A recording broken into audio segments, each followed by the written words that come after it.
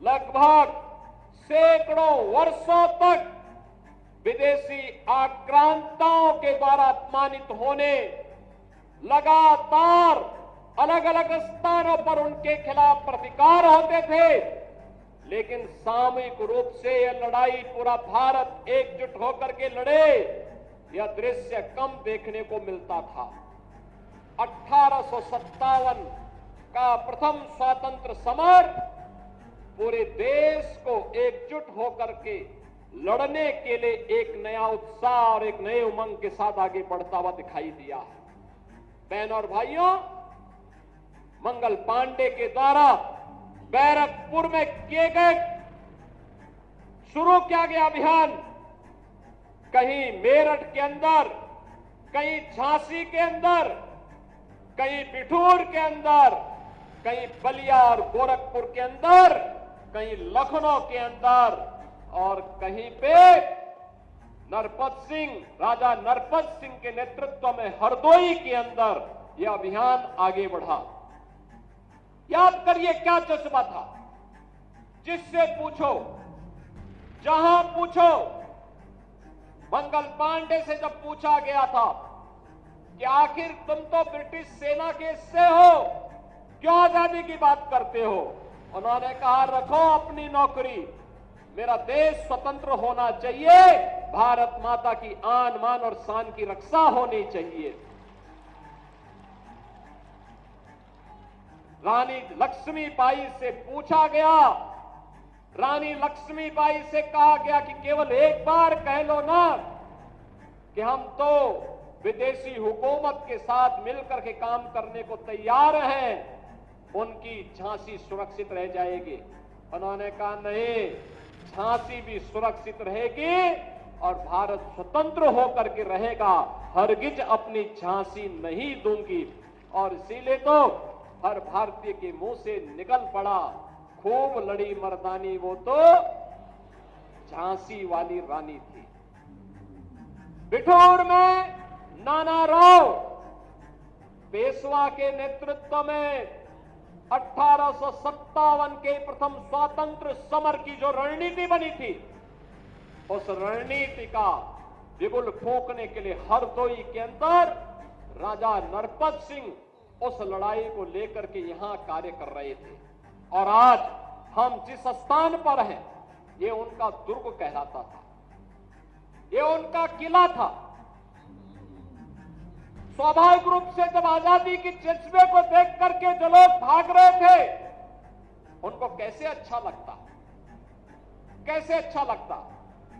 1857 में झांसी ब्रिटिश हुकूमत नहीं जीत पाई थी, विजय महारानी लक्ष्मीबाई की हुई थी। हरदोई में, इस क्षेत्र में ये विजय राजा नरपत सिंह की हुई थी। वहां पर अंग्रेज विजय नहीं हो पाए थे। ऐसे ही गोरखपुर में बंधु सिंह को वे परास्त नहीं कर पाए थे। अलग अलग स्थानों पर जहां पर भी ये स्वतंत्र समर एकजुट होकर के नाना राव पेशवा के रणनीति के तहत आगे बढ़ा, वहां पर भारत के लोग जीते थे। और बाद में यह मंद पड़ता गया और अंततः ब्रिटिशर ने फिर अत्याचार की पराकाष्ठा की। और जिसका एक उदाहरण आपके सामने महाराजा नरपत सिंह का यह दुर्ग भी है, जो खंडरों में तब्दील होकर के आज वहां पर एक टीले के रूप में मात्र बचा हुआ है।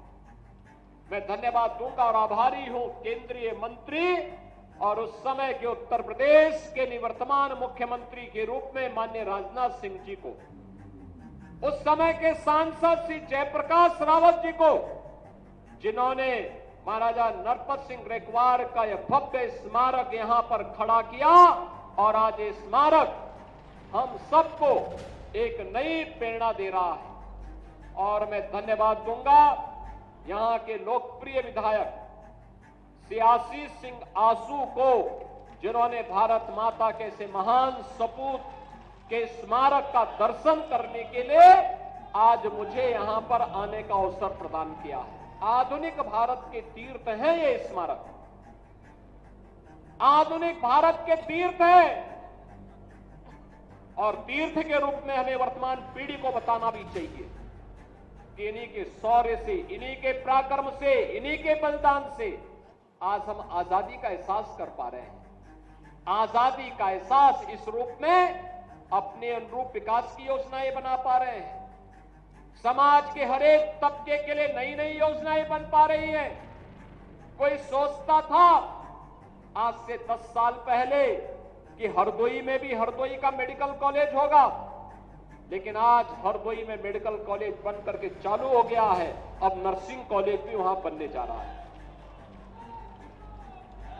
कोई सोचता था हरदोई के अंदर, हरदोई से पश्चिम में मेरठ और दिल्ली को जोड़ने के लिए और इधर प्रयागराज से जोड़ने के लिए एक ग्रीनफील्ड एक्सप्रेसवे मिलेगा, लेकिन गंगा एक्सप्रेसवे सर्वाधिक दूरी आपके हरदोई जनपद में तय कर रही है, 99 किलोमीटर की दूरी।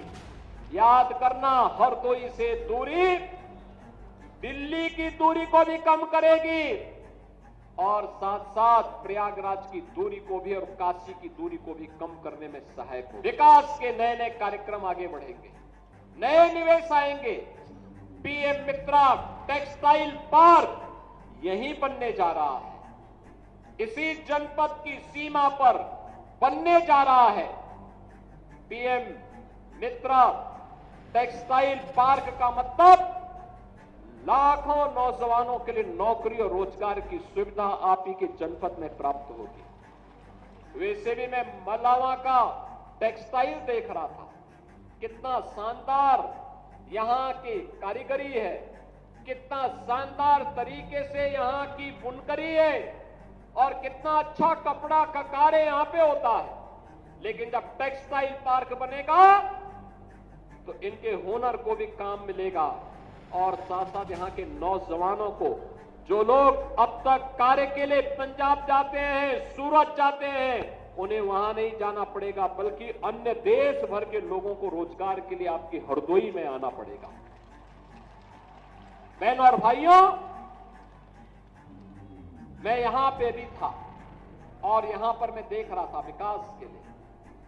आंसू जी कह रहे थे, अशोक रावत जी भी कह रहे थे कि यहां की कनेक्टिविटी ठीक हो जाए तो और पर्यटन बढ़ेगा और पक्षी बिहार के लिए भी। बहनों और भाइयों, महाराजा नरपत सिंह की इस पावन धरा पर जो तालाब है, पक्षी बिहार के रूप में सरकार इसको विकसित करेगी, इसको बेहतर कनेक्टिविटी के साथ जोड़ेगी, बेहतर कनेक्टिविटी होगी। याद करिए, ये डबल इंजन की सरकार है। डबल इंजन की सरकार विरासत का भी सम्मान करती है और विकास को भी आगे बढ़ाती है। यहां के अन्नदाता किसानों ने, यहां के हस्तशिल्पी और कारीगरों ने बहुत अच्छे अच्छे उत्पाद तैयार किए हैं। अगर वे सभी यहां डिस्प्ले हो जाएं, लोगों को मिलने प्रारंभ हो जाए, तो रोजगार का भी सृजन होगा, नए गाइड भी मिलेंगे और साथ साथ यहां के विकास को आगे बढ़ाने में भी मदद मिलेगी। और बहनों और भाइयों, उसी विकास की कड़ी को विरासत के साथ जोड़ने के लिए आज हम सब यहां पर आए हैं, इस क्षेत्र में आए हैं, यहां के विकास के साथ जोड़ने के लिए आए हैं और स्वाभाविक रूप से विरासत के साथ जुड़ने आए हैं। तो आज यहां पे 650 करोड़ रुपए की परियोजनाओं की सौगात भी हरदोई जनपद को दे रहे हैं। ये विकास के विभिन्न प्रकार की योजनाएं हैं, ये कनेक्टिविटी की भी है, शिक्षा की भी है, स्वास्थ्य की भी है, पेयजल की भी है, आम जन से जुड़े हुए जीवन के प्रत्येक क्षेत्र में व्यापक परिवर्तन का आधार बनाने वाली योजनाएं हैं। और इसीलिए बहनों और भाइयों, हम लोग आए हैं आपसे कहने के लिए, आज बदलते हुए भारत को हम सब ने देखा है।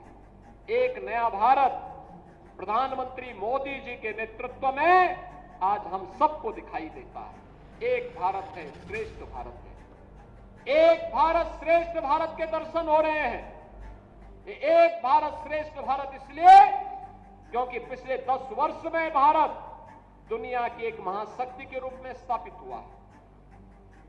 आपने देखा होगा भारत 5वीं बड़ी अर्थव्यवस्था बन गया है और अगले 2 वर्ष में भारत दुनिया की 3री बड़ी अर्थव्यवस्था बनेगा। 3री बड़ी अर्थव्यवस्था का मतलब भारत से बड़ी केवल 2 ही अर्थव्यवस्था तब रहेगी, एक अमेरिका की और दूसरा चीन की, और तीसरा भारत होगा।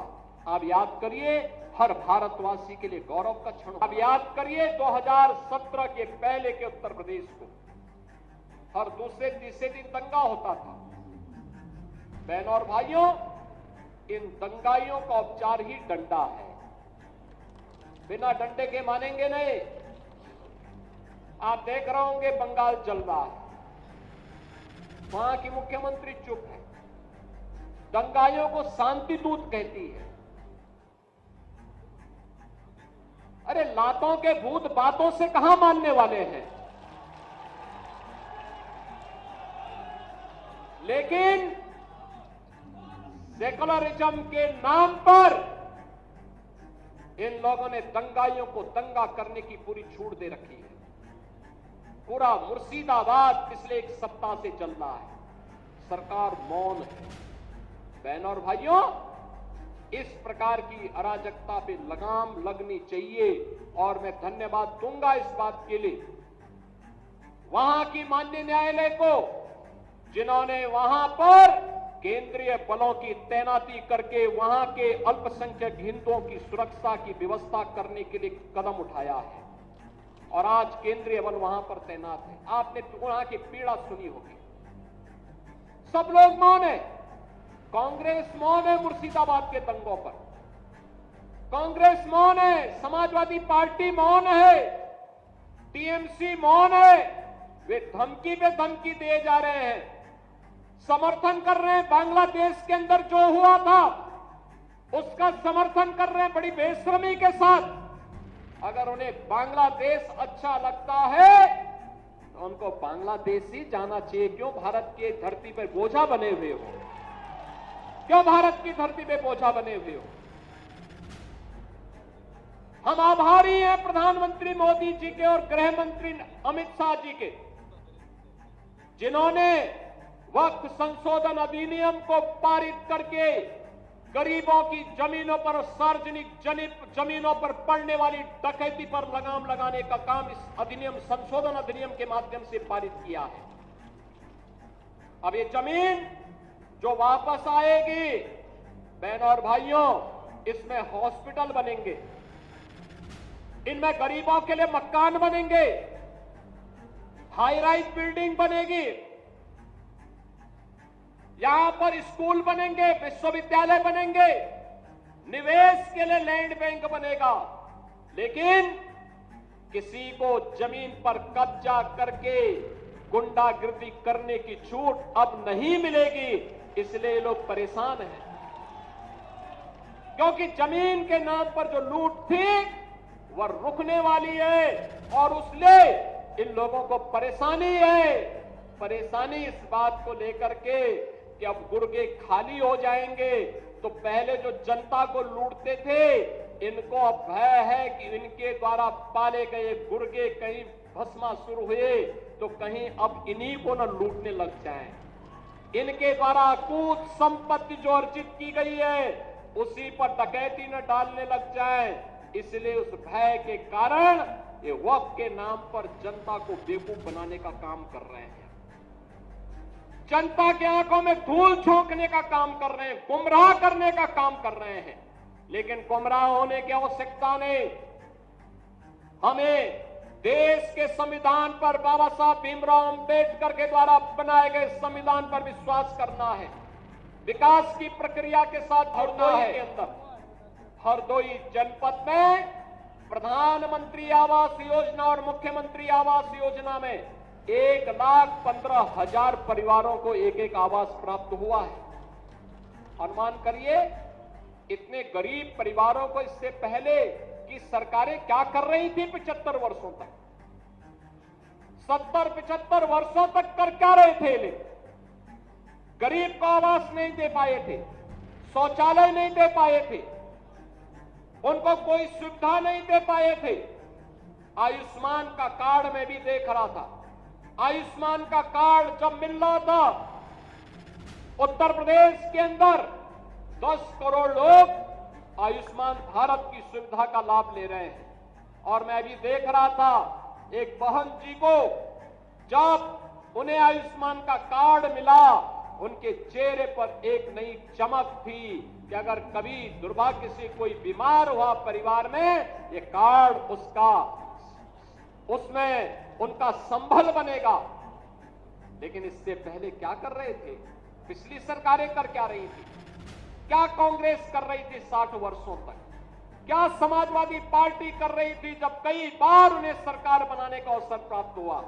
इसका मतलब इनको विकास से कोई मतलब नहीं था। ये प्रदेश में केवल अपने परिवार का विकास करने के लिए आए थे। इनको जनता जनार्दन के विकास से कोई मतलब नहीं था। और आज तो विकास भी है और विरासत भी है। गरीब को राशन मिल रहा है, नौजवान को नौकरी और रोजगार मिल रहा है, अन्नदाता किसान को किसान सम्मान निधि का लाभ मिल रहा है, महिलाओं को लखपति दीदी की जैसी योजनाओं के साथ जोड़ने का काम किया जा रहा है। आत्मनिर्भर भारत के लिए प्रधानमंत्री जी ने कुछ बातें कही हैं। विकसित भारत की परिकल्पना को साकार करने के लिए आत्मनिर्भर बनना पड़ेगा। महिलाओं को विकास के साथ अधिक से अधिक भागीदार बनाना पड़ेगा। नौजवानों को उनके स्केल को स्पीड और स्किल के साथ जोड़ने की कार्रवाई के साथ आगे बढ़ना पड़ेगा। और अगर हम कर पाएंगे तो 2047 में भारत को दुनिया की सबसे बड़ी ताकत बनने से कोई रोक नहीं सकता है। और यही तो सपना था देश की आजादी के इन अमर सेनानियों का, यही सपना था। यही तो पंडित राम प्रसाद बिस्मिल कहते थे, यही तो कहते थे कि तेरा वैभव अमर रहे मां, हम दिन चार रहे न रहे। यही तो चंद्रशेखर आजाद कहते थे, यही तो ठाकुर रोशन सिंह कहते थे, और यही अस्फाउल्लाह खां कहते थे। बहनों और भाइयों, अमर सेनानियों का यही गान था। भारत माता के वैभव को चरम तक पहुंचाने के लिए, भारत माता के विकास को ध्यान में रख करके जो रोड मैप आज प्रधानमंत्री मोदी जी के नेतृत्व में बना है, इसे अंतिम पायदान पर बैठे हुए व्यक्ति तक पहुंचा करके एक विकसित भारत की परिकल्पना को साकार करना है।